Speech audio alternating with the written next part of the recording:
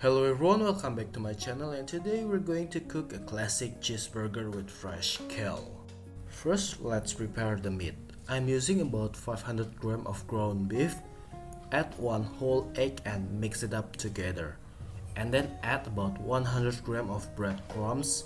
By the way, I'm using ground meat that have high content of fat, so the result will become more juicy and not dry. After all combined together, shape it into a beef patty.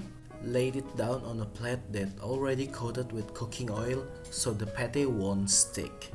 Put it in the fridge for 30 minutes so the patty will firm up and become easier to cook.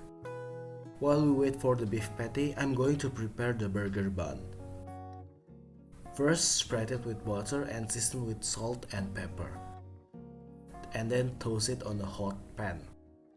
Remove the beef patty from the fridge, season with salt and black pepper, and then sear it on high heat.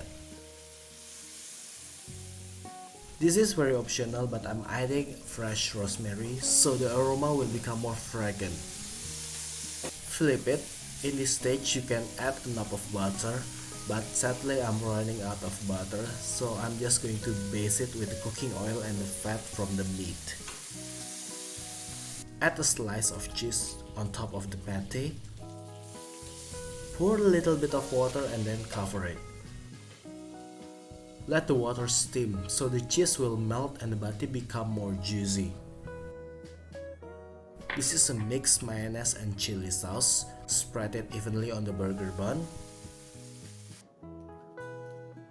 And then add the beef and the fresh kale. This is it guys, my recipe for classic and healthy cheeseburger using fresh kale from farm.